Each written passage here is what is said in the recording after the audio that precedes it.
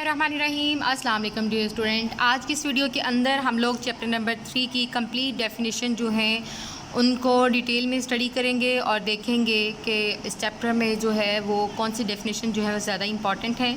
आइए स्टूडेंट, आज का ये लेक्चर जो है वो हम स्टार्ट करते हैं।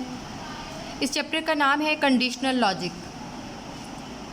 फर्स्ट ऑफ ऑल हम डिस्कस करेंगे define conditional logic. If the condition is true, we perform the specified time task, otherwise we do not. Sometimes if the condition is not true, then we perform some other task. This is called conditional logic.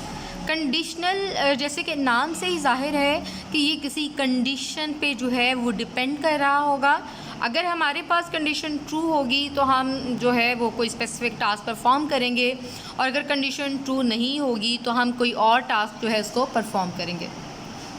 Define control statement. The flow of program execution is controlled through control statement. ठीक है, जो programme का flow होता है वो हम जो है वो कंट्रोल स्टेटमेंट के थ्रू से कंट्रोल करते हैं। टाइप्स हमारे पास कौन कौन सी हैं? Sequential control statement, selection control statement, repetition control statement. Next question है define sequential control statement. Sequential control is the default control structure in C language. According to the sequential control, all the statements are executed in the given sequence. Sequential dear student, जो word है वो sequence से निकला है, और sequential आप कह सकते हो कि sequence के साथ instructions जो हैं वो execute होंगी। इसका मतलब ये है कि फर्स्ट नंबर पे जो इंस्ट्रक्शन है वो पहले एग्जीक्यूट हो जाएगी, सेकेंड वाली उसके बाद, थर्ड वाली उसके बाद, and so on. Define selection control statement. The statement which help us to decide which statement should be executed next on the basis of condition are called selection statement. ठीक है, हम select करते हैं condition की base पे कि किस statement को हमने एग्जीक्यूट करना है और किसको एग्जीक्यूट नहीं करना। हमारे पास इसकी दो टाइप्स हैं, इफ स्टेटमेंट है और इफ एल्स स्टेटमेंट है।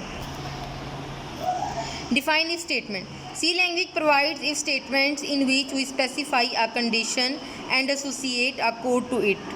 ठीक है, the code gets executed if the specified condition turns out to be true, otherwise the code does not get executed. अब देखिए, इसमें सिर्फ एक ही कंडीशन होगी और वो किस सूरत में एग्जीक्यूट होगी? अगर तो आपका जो है आपकी स्टेटमेंट जो है वो ट्रू है तो आपकी कंडीशन एग्जीक्यूट हो जाएगी, और अगर ट्रू नहीं है तो एग्जीक्यूट नहीं होगी। स्ट्रक्चर इफ स्टेटमेंट क्या होगा? इस statement has the following structure in C language. If होगी, कंडीशन, एसोसिएटेड कोड होगा उसका।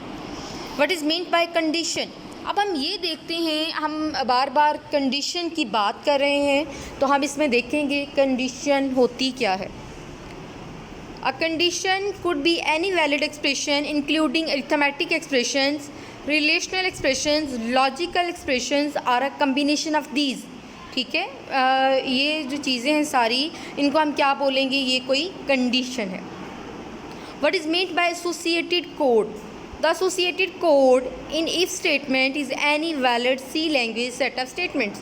जो set of statements होती हैं वो क्या कहलाती हैं? associated code कहलाती हैं। Right a detail note on if else statement. अब देखिए, जैसे हमने पीछे पढ़ा इफ स्टेटमेंट, अगर इफ स्टेटमेंट में ये था कि अगर कंडीशन ट्रू होगी तो वो स्टेटमेंट को एग्जीक्यूट कर देगा, अदरवाइज़ वो कोई भी काम परफॉर्म नहीं करेगा। तो इसमें क्या होगा? इफ एल्स स्टेटमेंट में, if else statement execute the set of statements under if statement if the condition is true and executes the set of statement under else otherwise. अब देखिए इसमें क्या होगा कि अगर आपके पास इफ़ कंडीशन जो है उसमें जो स्टेटमेंट लिखी हुई है अगर वो ट्रू है तो आप उसको एग्जीक्यूट कर देंगे। ठीक है, अगर वो ट्रू नहीं है देन आप एल्स के बाद जो भी कंडीशन होगी आप उसको क्या करेंगे? उसको एग्जीक्यूट कर देंगे। इसमें कैसे लिखा गया होगा? If else statement has the following structure. If condition होगी, फिर उसका एसोसिएटेड कोड होगा, फिर एल्स, फिर उसके बाद उसका कोई एसोसिएटेड कोड होगा। Write a detail note on nested selection structure. The code associated with an if statement or with an else statements can be any valid C language set of statements. It means that inside an if block और inside an else block we can have other if statement or if else statement. It also means that inside those inner if statement or if else statements we can have even more if statements are if else statements and so on. Conditional statements within conditional statements are called nested selection structure. अब देखिए इसकी definition क्या है। Conditional statement के अंदर एक और conditional statement होती हैं, उन्हें हम बोलते हैं नेस्टेड सिलेक्शन स्ट्रक्चर। ठीक है, वो किस तरह से, जैसे एक बॉक्स है आपके पास और उसके अंदर एक और बॉक्स है, और अगर बाहर वाला बॉक्स जो है वो आपका एग्जीक्यूट हो जाता है, वो आपका ट्रू है, देन आप अंदर वाले बॉक्स में जाएंगे और उस स्टेटमेंट को क्या करेंगे, एग्जीक्यूट करेंगे। बाहर भी आपके पास सेट ऑफ स्टेटमेंट्स होंगी, उसके बाद एल्स वाला पोर्शन भी होगा, इसी तरह से अंदर भी आपके पास इफ़ वाली स्टेटमेंट भी है और एल्स वाली स्टेटमेंट भी होगी। उम्मीद करती हूँ डियर स्टूडेंट आपको आज का लेक्चर जो है वो अच्छे से समझ में आ गया होगा। अगर फिर भी कोई प्रॉब्लम हो तो आप जो है वो कमेंट करके पूछ सकते हैं, और नेक्स्ट वीडियो के लिए जो है वो अगर आप जानना चाहते हैं तो जो है इस चैनल को सब्सक्राइब ज़रूर कीजिएगा। अल्लाह हाफ़िज़।